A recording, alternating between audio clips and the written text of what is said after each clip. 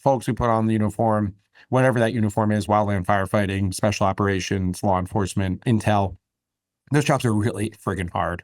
And if we can give a piece of kit that's going to increase the chance of operational success, get them home safely, like that is, to me, the best part of being in this seat and being in this business. Makes up for all the other frustrating things of working with the government, day in, day out.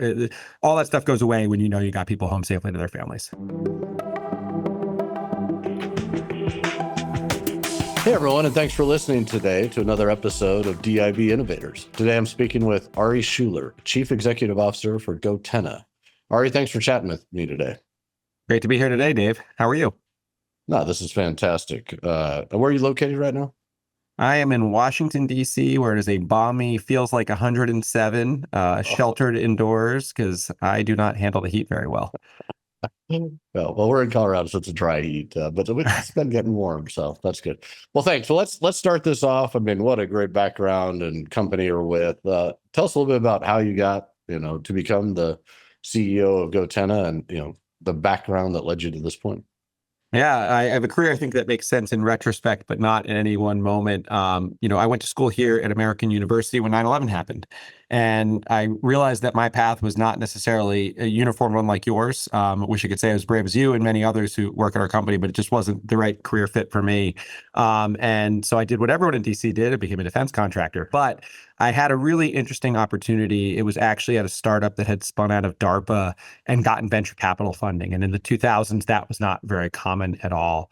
So it was a really great opportunity. I got to learn how defense worked, how startups worked, but I really wanted to go into government. And so in the 2010s, I was really lucky that someone I had worked with had an opportunity, and I was able to join the Department of Homeland Security, first at the Science and Technology Directorate, where I got a really good feel for DHS. And keep in mind, when I joined, it was 2011, DHS had only been around for 10 years. And 10 years is an eternity in startups, an eternity in business. But in government, it's not very long at all. And the agency was still very much finding its way and figuring out how to integrate.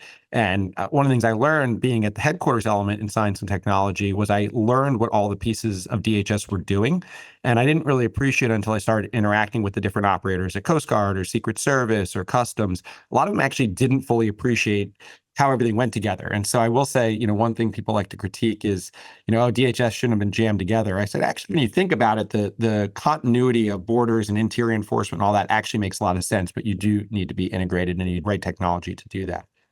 So that was great. And then I jumped into U.S. Customs, where I served as the technology advisor to the commissioner, and I created the CBP innovation team, which I think was one of the greatest accomplishments of my federal career and one I'm really proud of. It's a team that exists to today.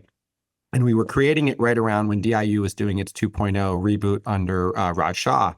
And having worked with DoD past my career, having worked in DHS for a while at this point, I realized DoD had a massive advantage over us in terms of funding. We couldn't even come close to the dollars DoD could put out. But what we did have an advantage of was speed and first adoption. We had a lot more access to end users, a lot less bureaucracy. And so what I set out to create with our innovation team was to be focused on O&M procurement. And so we got really, really good at hacking the bureaucracy and doing all the unfun stuff of technology. Everyone wants to do tech demos and field stuff and all that. That's fun. But what's really important is procurement and getting through legal and being compliant with privacy laws. And we got really fantastic at that. So we cranked out a lot of companies you've heard of, Data Robot, Anduril, Wicker, who was acquired by Amazon. Many others were technology transitions we were successful with. Our fastest, which was a tie held by both Anduril and Forward Networks, was from first meeting to O&M procurement was 14 months, which in any enterprise is lightning fast, but in government, that's almost unheard of. So fantastic team. But I want to go back to the private sector. I tried to escape the national security apparatus, did some SaaS stuff, but got a call from the board members at goTenna, and the company was going through a pivot, had started as a consumer company, was going full into government. And they said, hey, we need someone who can help us, complete that. You've got the right background. And that's how I ended up here. So I've been in the seat a little over 3 years and really have enjoyed it very much. Well, man, that's great. Knowing how to navigate the government bureaucracy. Actually, I heard in one of your podcasts, Andrea, your chief growth officer, saying every organization has a level of dysfunction. It's kind of like your family. It's because it's important. So I enjoyed that. Yes. I'm like, yes, They do. It has a function in and of itself, but everyone does have a dysfunction. That's right. That's right. And I think, one of the things you see in our space and why there's such an interesting ecosystem and it's a challenging environment for any startup, any company, but certainly startups is you need Sherpas in the system. And, all of these agencies are ever evolving. And so you have all these consultants in DC and lobbyists, and they play an important role, but it can be incredibly hard for a startup that doesn't have a background in this space, to find the right people because, there's a lot of really great people out there, doing this work. But then I think there's some that maybe, aren't as effective as what they might promise. And if you're a startup, and you don't have that government background, it can be incomprehensible as to who to hire and who not to, and how to engage in this space. Well, tell me then a little bit. So the government, you're on this, you're doing great things over there. You're tied into the system. What was it like transitioning to the, commercial sector? Well, fortunately, I had that first decade in commercial sector. So I always, when I went into government, I actually just planned to do 3 to 5 years. I wanted to do my service and get out. But I got really lucky and I worked for a couple of fantastic bosses, Tara O'Toole, undersecretary at S&T, and then Kevin McElhaney, commissioner at CBP. So they kept me in for a while. So it was easy to go back. I think what was funny, and this will make me give your maybe listeners a laugh, like I'd never used Slack. We use Teams, right? So I'm like, I don't want to use Slack. There are like all these tools that had emerged in the B2B the government had not touched with, 1,000-foot pole. And I'm like pretending I know what they are. And I'm like, oh my God, I'm old. Yeah, that is pretty funny. Well, so now that you're at goTenna, very cool company. For those that aren't familiar, can you give a brief overview of what do you do? What is your mission? Absolutely. So our core capability, our mission is to transform how operators connect during their critical missions. And, what we have done, there's all these great comms companies out there. It's a very vibrant ecosystem, but no one has really tackled the low C-swap comm space. And so what we have is a very compact device that is a mesh radio that pairs to your cell phone. And what it lets you do is then use your cell phone as the computer that it is, which all cell phones have become, but you're relying on the goTenna to then become your network. And these networks that we operate have a couple of really interesting capabilities that appeal to a wide range of public safety, law enforcement, and military, all throughout the world, actually. First, they can be very, very large. And by large, I mean both geographically large. And an example was, with 5 of our relays, we were able to create a network that spanned all of the island of Oahu, which is 600 square miles and 90 linear miles. So we could have connected the neighboring islands if it was part of the test. It wasn't. Neither was the CEO, actually, which was very disappointing because it was in Hawaii. But also very large in terms of users. We can operate about 100 users on one of our networks. So obviously very, very large. The product itself is 3 ounces, very, very small. So it's easy to add to any kit, but they're also interoperable radios. So one of the big appeals for our capability is, an issue that dates back to the 9/11 report and hasn't been fully solved is when you have these multi-agency responses, everyone can't communicate with each other because their radios are often frequency locked. And also, by the way, voice radios, if you've ever been on a voice radio network, when something's going down, you always have some guy who wants to talk too much and it's one person at a time. There's advantages in being a burst data network like we are. But lastly, the other major advantage, and actually let me add one extra one in there, is we have a very low RF footprint. So we are a burst data radio. We don't do voice and video. We do situational awareness, text messages, dots on map, sensor data, et cetera. But the net result is extraordinarily hard to detect in the RF spectrum. And as you know, in the current near-peer battlefield, that is very, very attractive. We have learned that lesson, I think, in Ukraine thoroughly. But that extra feature as well, just to reiterate, if it wasn't clear, is this is an infrastructure-free network. You are not relying on the cell infrastructure. You can build these networks either to be permanent or ad hoc. And when you think about natural disasters, military operations, covert operations, the ability to quickly stand up these massive networks that can move critical data, that's a very hard network to detect, is something that is very, very appealing to a lot of customers. So for a Knuckle Dragon fighter pilot, give me the rundown on how does this mesh network? So you've got a device. How does this technology even, span together to provide this capability? Yeah, so at the highest level, it's just a UHF radio. The secret sauce for us is actually in the protocol layer. And what has happened, and part of why we're so great in these contested and denied environments, is we operate with very, very little bandwidth on the RF spectrum, 25 kilohertz. For non-radio nerds, and I'm not a radio nerd by trade, that's often 2 orders of magnitude less than a lot of the radios that are out there. So you aren't moving a lot of data through the mesh network normally. But our protocols, we've gotten really, really good at taking very little bandwidth and making things operable. So when you hear all the cool stuff I talk about, it's really the mesh protocols that are routing the messages around, allowing you to build these big multi-hop networks. That's where the secret sauce layer lives. And so what's exciting about that is, for us with so little bandwidth, every day is a contested day. So as more and more focus is moving to EW, we are finding we do very well because we've just never operated with a plethora of bandwidth. And, I think an interesting moment that maybe we can talk a little more about is, when you look at the radios and the capabilities we procured during the global war on terror, the emphasis really was on bandwidth. Al-Qaeda and Taliban were very, very dangerous adversaries, but electronic warfare was not one of their top priorities, right? They had roadside ambushes, all sorts of terrible things they did. EW was not their forte. We know the Russians and Chinese are fantastic at this. And so now we're at this critical moment where the tools we like, the tools that are useful on the battlefield, who doesn't want high definition video when you're, doing what you did and moving that kind of data around, but you can't have that without being detected. And so I think we're at an interesting moment now where you have to find the right balance of comms tools depending on what you're doing. And you can't just rely on this one size fits all, I'll have unlimited bandwidth approach that I think we were able to get away with for a couple of decades. Yeah, that definitely was narrative of different ways to push as much data to get the highest fidelity pictures and comm but yeah, it creates a significant issue when you're in that contested environment and folks are looking for you.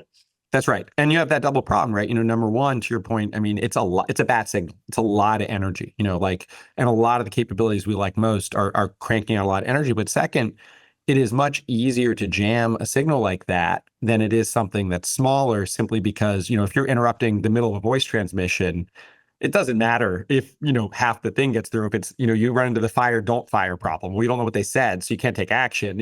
All I have to do is knock out, half that transmission. And now imagine a bigger data stream, right? And then things go off the rails quickly from an operation. So I imagine then as you've created this, like the user interface and how to receive and communicate information is critically important, because otherwise you just want to, without the whole picture or nothing. Like how much time, and if you really refine that of what that user interface looks like so that you can minimize, the comm layer. Yeah, so I will give full credit to the U.S. government. We are big fans of the Team Awareness Kit, or TAC. If your users aren't familiar, or your listeners aren't familiar, TAC is the gold standard of shared situational awareness. It is a government program. I think it was born out of AFRL Rome, and now it is used by, depending on what numbers you pull, I've heard different ones, but almost 1 million users worldwide. It does have some export control restrictions, so it's more of our allies are using it, but it's available in a civilian version, a military version, et cetera, and it's a really phenomenal piece of software. And I think what they've also done really well, just to plug the TAC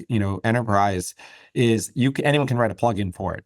So it has been an incredible boon, and TAC itself is ATO'd. So if you are a startup and you want to get into this ecosystem, there's a pretty refined process to create your own plugin for your product, get it in there, and then you're off to the races. And so that's 90% of our users use TAC, and it's been a huge boon for us. We do have our own app as well.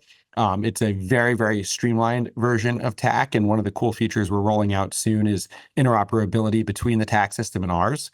So the idea being, TAC is a fantastic tool, but it's really designed for more highly trained, military law enforcement. As a CEO of a company of goTenna, I can use TAC if I remember, but it's kind of like if you shoot, shooting is a perishable skill, TAC is a perishable skill, and so we've designed our app to be more designed for the partner force, or maybe someone who, suddenly you're in an ad hoc operation and you need to get, a local partner force online quickly. You'll be able to communicate with, the SWAT team that rolls in and knows how to use it. So, but to your point, it's all about that visualization, but TAC has done a lot of the heavy lifting, and I won't take credit for something the government's done a really, really nice job on, but that's been a huge part of our success.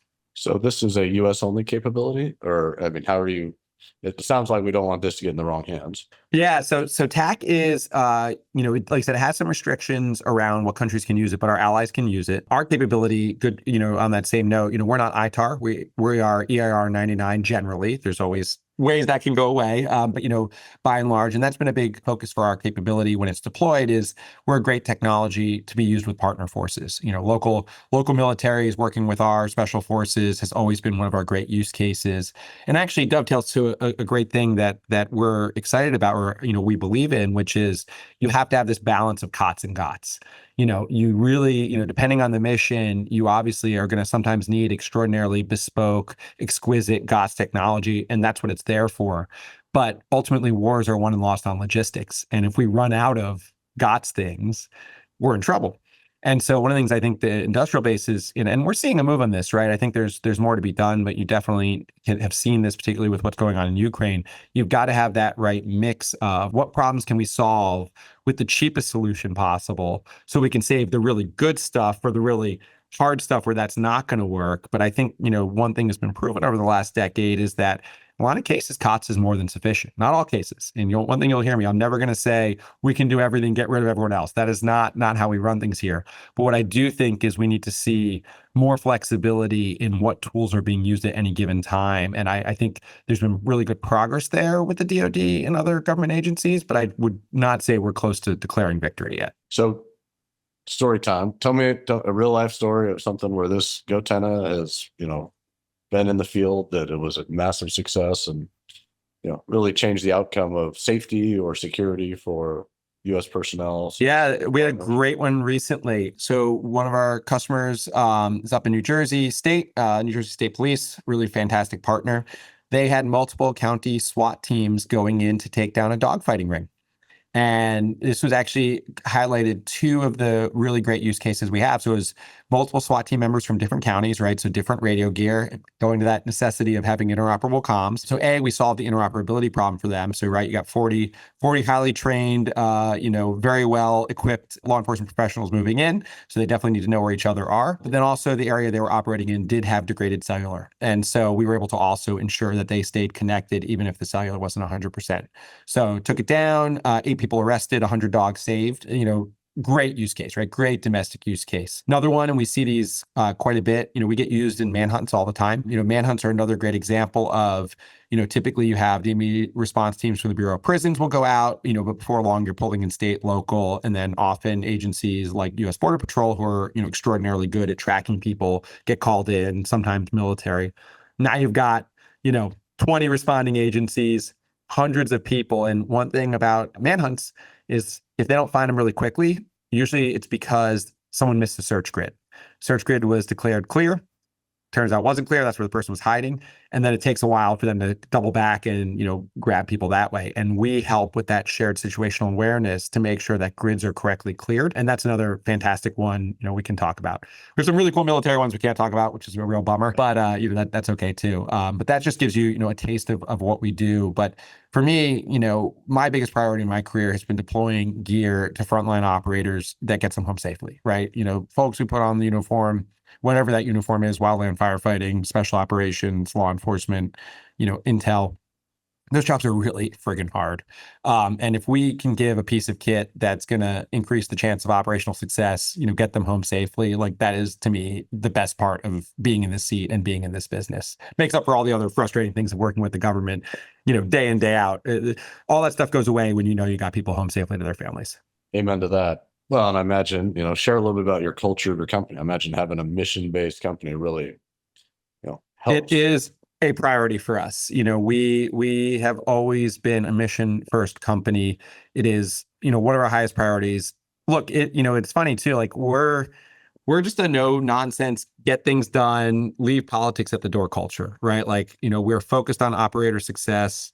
We're focused on, getting the job done. And we found that it's a really great way to recruit, because there are people who really want to be in companies like that, right? And people who don't, there's no problem with that. You don't have to make your living in a defense company. In fact, I wouldn't want anyone who's not 100% all in.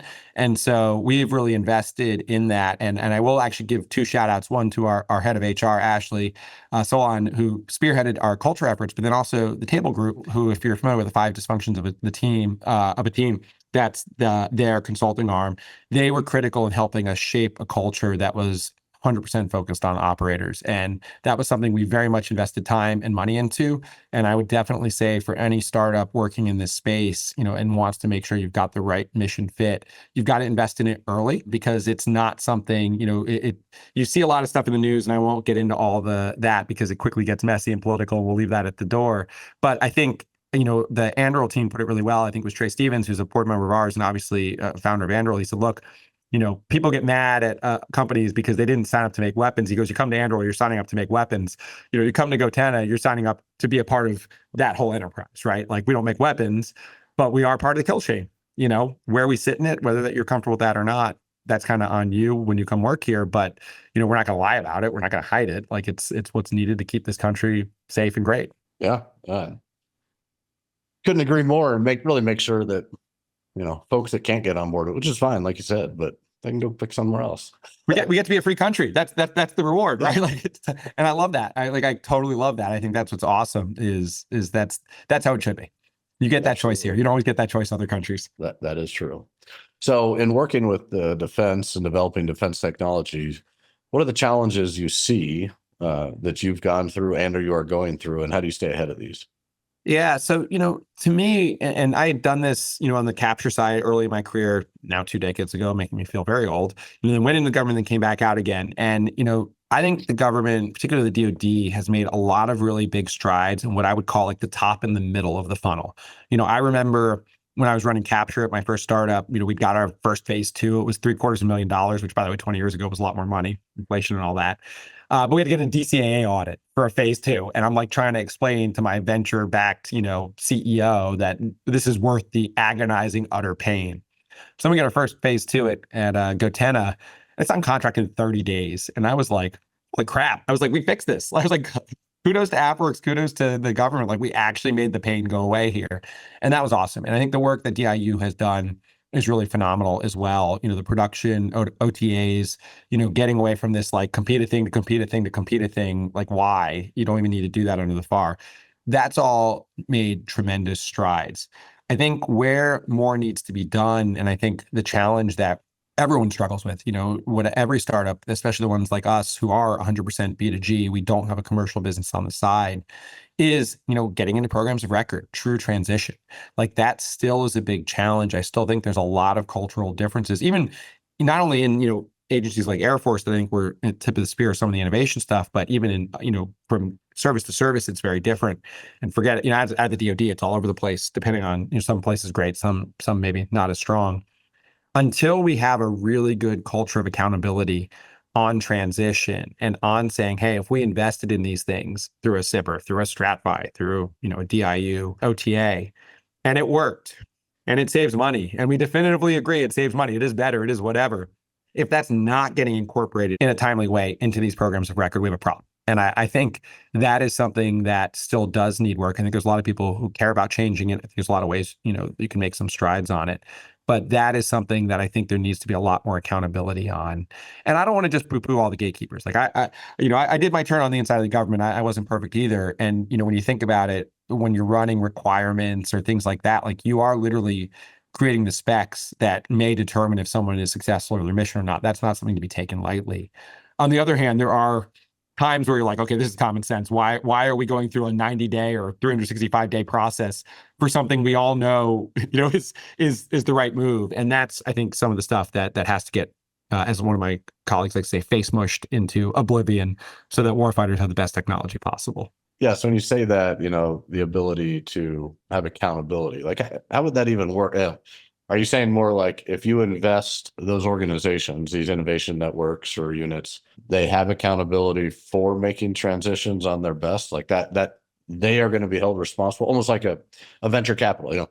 If you put money into it, man, you've got to hit a certain batting average coming out of it, or you're going out of business. Well, push and pull, actually, because there's plenty of stories of technologies that come out of the R&D enterprise that then don't get adopted, on the other end of it, right? And so if you're sitting in the R&D silo, you can't control the operational silo. Like that is out of your control. So I think that, I would say sort of 2 major hand-wavy things that are probably 80% right. Number one, you have to have a common metric language to talk about it. And I think there's been progress in different agencies and how they describe transition, but I don't think we have sort of a universally agreed upon language yet. Kind of like you just said, venture, it's ROI. It's what are the fund return, whatever. Like there's some pretty clear metrics. Now it is a little easier in venture. Did you make money or not? But, did the stuff you made get adopted or not? And if it didn't get adopted, did it not get adopted because it didn't work? Because I've seen this all the time, right? R&D comes up saying it works, but like, we built this thing, it's not, I'm trying to think of an example that won't get me in trouble by accident. Let's say you built a widget to go on a platform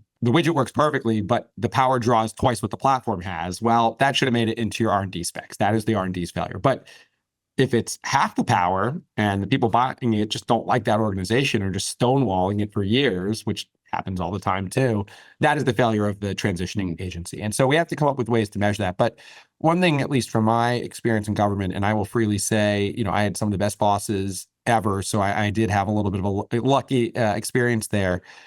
It's all about personality. It's about the political leadership. It's about the people at the top making this a priority. If you have key positions, key assistant secretaries in procurement, and I think just two great examples, one from last administration, one from this one, Will Roper at Air Force, last admin, Doug Bush at Army, this admin. I mean, these are people who give a shit. Can we curse on this podcast? Absolutely. Okay, great. Awesome. They give a shit and they're driving things forward, but it has to be a priority. And so I think, that then goes to who is SecDef, who is, DHS secretary, like they have to make technology a priority. And I think things are getting better on that front. I think 10 years ago, even technology wasn't viewed quite as it should be. But I think a lot of that has changed, but still it has to become part of the platform. It has to become part of the table stakes of taking those jobs and then turning that into operational results. Because if we don't, we're just going to lose. I mean, if you're not prioritizing technology in this day and age, you will lose as an agency. Yeah. Well, that's also, prioritize. I look at like, this big drone push, so it's important. Like, what's the end state? And so we also don't have strategy to align that. Like, we're just going to build 1 million of them. 1 million of what? Right. There's capability there. In what use case?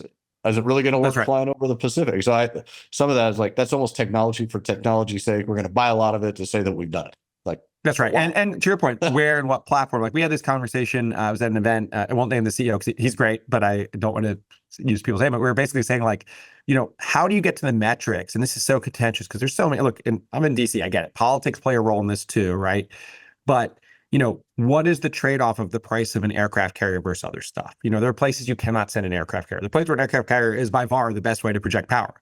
But there are other places where you could lose that carrier potentially, and those don't come easily. So maybe it would be better to have a huge fleet of drone ships, to your point, but you need a sea platform that can field them. You need full attritable, but like, how do you even make that judgment in a way? We're just not there. And I think that's what does scare me a little bit. And this goes back to my COTS versus GOTS and EW spectrum and the area we operate in is you can tell me you won't buy me my thing because it doesn't have full motion video.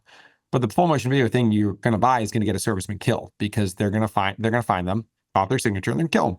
And so we have to be thinking about, what is, to your point, what is the mission? What are we trying to do? What is the right tool to fill that gap? And to your point, we're just doing things because feel like we're doing things to do things. I won't cast judgment on anyone because it's a hard problem. Well, it's also getting the operator, I do think we're doing better, getting the operators' inputs so that they actually, it's valid by, we have this great widget. Like, I'd never used that, but we just spent $1 billion upgrading the entire fleet to this thing that has zero use case in how we are actually going to deploy it. That's right.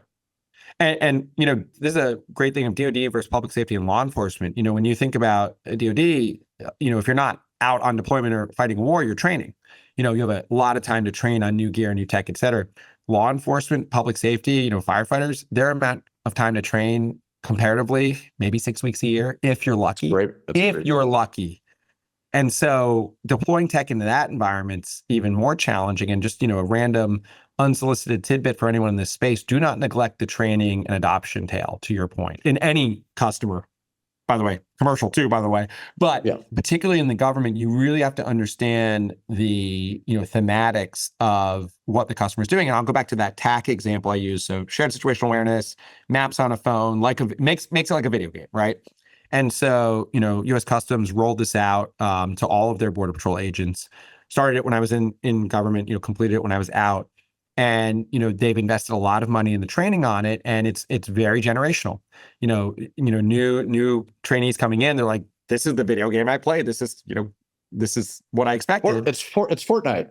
Yeah. I was trying to think of one that's, because law enforcement, military are very different. So I'm not gonna use the Call of Duty example, but it's Fortnite. I like that. This is Fortnite, right? This is intuitive. It makes sense. It's they text, they don't talk on the phone often as a generation, right? But generationally, if you're further on, it's like, no, I know how to do this with the old school way. I don't need to do this. And so it's finding a way to meld those together, finding a way to show people what works. You're always going to be doing that in any technology deployment. And I think a lot of startups, especially because they're from high energy startup people, they just think, oh, I'm going to roll this out, and if I build it, they will come. And that is not how it works, and definitely not when, people have to qualify on their gun and, taser and whatever. Like, there's so much going on there. Yeah, if product market fit were easy, there'd be a lot more companies making a lot of money. Exactly. How do you stay then above, how do you stay innovative in this space? I mean, it's challenging. There's a lot of different things moving within the government, a lot of shifting sands. How do you keep that innovation philosophy in your company? I think I'm going to take it in a different direction, because I actually stress more about how do you educate the customer on what's happening, and that's more my thing is like, I'm again going back to the amount of times we've talked to a customer, they're like, well, your product doesn't do voice, so I won't even look at it. And we're like, again, like I went back to this, like, and this is even for people I think of our age who are older, we're like, when was the last time you called someone without texting them first? Right. Not very often, right? And we grew up talking on cell phones, right? They didn't to do T9 texting, if you remember that. But nonetheless, that hasn't permeated fully into the customer space. And so that's where I get more stressed out, is how do I get the customer to not fall back on their biases and not fall back on what's been always done without a bad thing happening, right? Like how do you not let what happened in Iraq and Afghanistan with IEDs, where we had to refit all of our carriers to protect against that threat? And look, we didn't know going in we're going to have an IED threat, right? You always go to war with what you have. But we've learned the spectrum lessons. Like Ukraine has shown us all of the spectrum lessons. Like we have seen them all, right? Chinese may have even more tricks up their sleeves. But how do we educate everyone, policymakers, et cetera, on what we're going to have to do? And they don't like the answer. Like you're going to have to give up your full motion video. Starlink is great, but it's not the only capability you'll use in your PACE plan, right? Like, when Russia is, per open source, per the Pentagon, launching an anti-satellite weapon, you have to have backups. And, that means you're going to have degraded comms. You're going to have a different plan. I worry more about that side of, I wouldn't say innovation, but that side of that education chain than, making sure we're not stodgy. Because last point of this, like, it's really hard when you're supporting customers at scale, tens of thousands, hundreds of thousands. This is not, again, like Apple forcing everyone to update their iPhone. There's MDM, there's retraining, like we just beat to death. Like you're not going to move as fast in government because it's just a different cadence, a different operational cadence. And so, innovation is really important. I'm not poo-pooing it, but there's a much bigger overhead tail of deploying technology in government than I think there is in B2B and B2C for sure. And I spend way more calories worrying about that than I do, is my team innovative enough? They're doing all sorts of crazy, awesome stuff. I have to, tamp them down to like say, okay, we got to make everything else bulletproof first, and then we can do cool stuff there. It has to be consumable by the customer. That's exactly. Actually, get mad at me because I'm the worst good idea fairy possible, so I shouldn't say that. But their pipeline of amazingness is excessive, right? Like in a good way. It's just, but the customer can't always absorb those new capabilities as rapidly, just because of the magnitude of operations. Like that's just a fact. And have you been able to take Ukraine lessons learned? Are you staying tight to that? Is that really informed you guys, or really inform the customer more to your capability? I would say both. So there's a lot of things around contested warfare that we're starting to build into our product, ways to turn the entire network into a sensor suite. There's a saying in EW, right? Like when you're being jammed, you're being jammed. You need to let everyone else know you're being jammed. So how do we build in capabilities that, alert the network like, hey, 3 operators just went missing, and RF around them looks a little hazy. They're probably getting jammed. Like you got to go check them out, right? There's things like that we've learned that we can do. There's things about hiding in the noise. Again, you can do some interesting things with our product, and where you can trade off a little bit of reliability, but you can gain anonymity. And for a lot of the missions we support, that's a worthwhile trade-off. And so how do we invest in additional capabilities there that, give quality of life? So instead of having to jam the send message 7 times till it goes through the 7th time, how do we automate that so the operator can still operate in a noisy environment successfully? Things like that I think will be quite useful. But also, another thing I'll plug is we recently rolled out a really cool integration with HF radio. And, HF radio has been around since World War II. For those not familiar, you're actually bouncing messages off the atmosphere, so you can do thousands of miles in a shot. It was largely neglected because satellites are, way more bandwidth, much cooler, much better at everything. Sexier. and more effective unless you're in a contested environment, because HF, much like goTenna, no fixed infrastructure, nothing to target, very, very low energy and cost effective. And so again, I'm not saying HF is suddenly going to replace all satellites. No, that would be dumb. And I'm not dumb. We're not dumb. But it is part of a layered defense when you know your adversary is going to go to war over spectrum. And so, there's a lot there we've rolled out, and we're getting really good interest from customers and uptake from customers on it. But it goes back to that. Like, we know what the adversary is going to do. Let's just start fielding the stuff that's going to counter them, because that's the best way to keep people alive. Well, how do you ensure, very cool technology, huge capability? Don't want to see it in the adversary's hands because that makes it harder for us to target. Cybersecurity, when you've got a background, understand that. How do you ensure both on the, I would say, business system side, you're remaining, secure, as well as, kind of the OT side of your forward deployed radios? How do you look at that and do it? Yeah. So a big part for us, is that the radio itself is a dumb transport layer. The smarts of the capabilities we have actually exist at the mobile layer of what we're doing for the most part. And so when you think about, some of the EW examples I was just giving, that software that's not really going to live on the radio, it's going to live more with the operators themselves. From a cyber perspective and from a defensive perspective, we have two things going for us. One, at the physical layer, the RF layer, like we talked about, we're very hard to detect. But then once you get into the actual messaging, it's all encrypted, right? So, we primarily run off TAC, like we talk about. TAC is 256 AES encrypted. You can go 384 parallel elliptic on an Apple device. But, the most important thing when you're at 256 AES is roll your encryption keys, right? And so our customers are going to operate, since we're part of the general cell phone kit, they're going to operate with what their best practices are around securing their cell phones, which, if you have an operation and, someone's killed in action and you don't have custody of their gear, like, you have protocols, you're going to enact on that. And we just get sucked up into that. But, look, unfortunately, in a global world and in a world where, a lot of gear is left behind in places like Afghanistan and whatnot, your gear is going to get out. We're past that, especially when you put out attritable gear. The key is to lock it down on that software side as much as possible. And I think we do a really good job of that. So folks want to get into this space, they want to get in defense. They want to get into this, joining a startup, starting a startup. What advice would you give to, fellow executives or founders that want to, establish themselves in the defense industry? Yeah. So first is you got to be all in. One of the things and one of the reasons we fully pivoted into government was, a startup can be dual use technology. Everyone's such a great buzzword, but it's very hard to be dual focus. So you really have to be careful on that. And we've seen that in the past too. We talked about this a little earlier in the pod, how, you have this tension of, well, I didn't want to make weapons. Well, the core technology is being, you just avoid that. Now, I'm not saying you have to go this way, but I have seen, successful commercial companies hire VP of Federal. VP Federal goes, does their job, comes back. Government wants to do a bunch of crazy customization. Startups like, no, we do SaaS. We're not customizing anything. That's not how our business model works. Well, then you're not going to sell to the government. So you've got to be all in, and you've got to engineer your company to succeed. And by that I mean you have to be more flexible. This is not consumer where you're going to sell a thing, and if they don't like it, they can pound sand. Especially, as we've said, as technology has taken off, like, you are going to almost inevitably integrate with some bespoke IT system, of which the contractor is a legacy IT contractor, defense contractor. Like, this is your future, right? So be ready for it. There's ways to handle it, but if that turns you off, this is not the market for you. The second thing, which is, maybe a little more pragmatic, is, I don't want anyone to stop from getting rich. We're all private sector, but this is not a business of home runs and grand slams. It is a business of singles and doubles. And I think that you have to be really careful when you're taking venture dollars in this space, that you are not grabbing a valuation you won't live up to. Because first of all, it takes government 5 years to buy anything, right? So if you're rolling in with your, not naming names on anyone, but you have a huge valuation, and it's gonna be a while before you see any revenue, let alone anything even close to that. Like, you gotta be careful. You could be successful. I'm not gonna stop you. Like, go.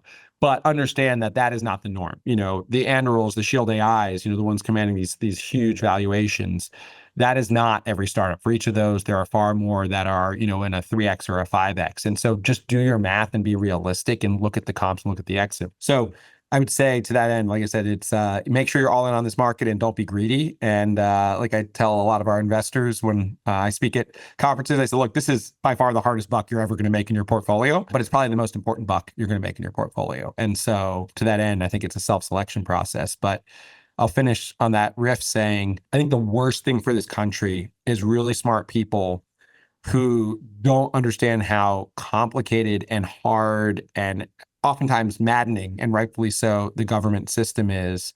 You are not going to fix that as a startup CEO. You will not. You have to, as my old boss, Kevin McLean, said, pass the test, don't fight the test. I've had so many CEOs who come into the space. Inevitably, I get sent to me, in the portfolio, and I'm like, look, you're not going to fix procurement. And if you sit here saying how stupid it is, how wrong it is, look, there's like $1 trillion that are going to, the Lockheeds, the Raytheons, the smart startups.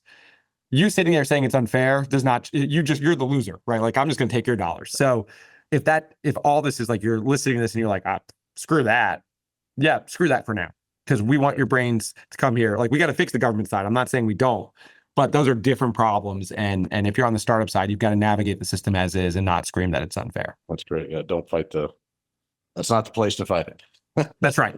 And look, again, I think there needs to be a lot of change to things. I think a lot of people are working on it. That's not excusing it. It's just that is a long process. It's been improving. There's a lot more we could go faster on, but that is your job, is to make good tech and find a way to get it into the existing system. Like, that's got to be your North Star. Well, before we wrap this up, give me where you see the future of, technology and comm, especially kind of off-grid contested environments, and where is goTenna going to be in 5 years? Yeah, I mean, I think we've repeatedly seen, I think that we are going to fix the interoperable comms problem. I mean, we've already shown we can do it, right? So it's back to the point, we've got to go prove that we can go get it procured. But, when you say comms, are you talking across? I mean, I just look at, more the aviation side, which waveform we're going to use. I mean, there's so many comms. So when you're talking, are you talking kind of?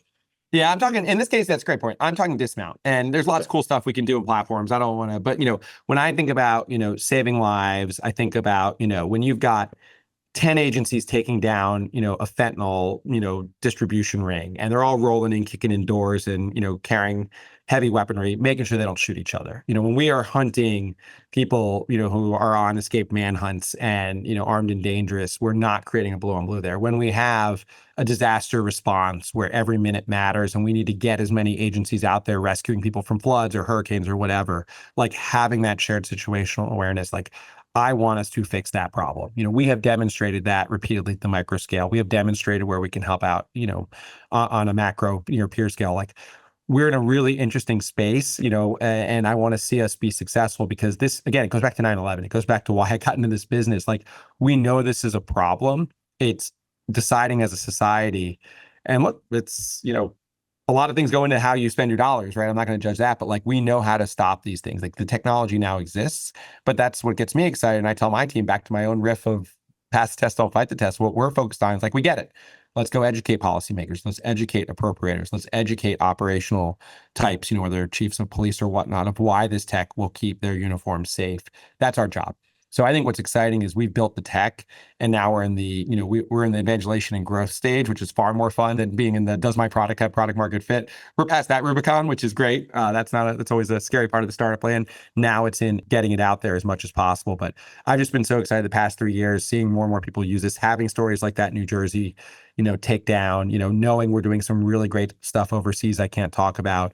Like, that is the fulfillment, I think, of what goTenna is all about. And I get really excited in 5 years that, people are looking at us and saying that, oh, wow, they made the PACE plan that much more effective. They augmented the existing technologies out there and solved that COTS.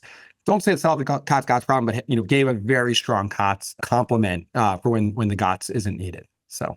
Well, Ari, I've really enjoyed this. I mean, likewise, you have a lot of energy and I love it. But this was a great educational opportunity to learn more about this and just your perspective. What a wealth of knowledge. So thank you very much. But before we go, if people want to follow goTenna or get in touch with, you or your team, goTenna.com is the place to do it. You can get all the information there, all the socials. And I am only on LinkedIn. I occasionally post things. But I'm not allowed to post spicy things on X. So LinkedIn for a more refined take. There you go. Well, thanks so much. This has been great. And let's stay in touch. Definitely. Thanks for having me. It's been a blast.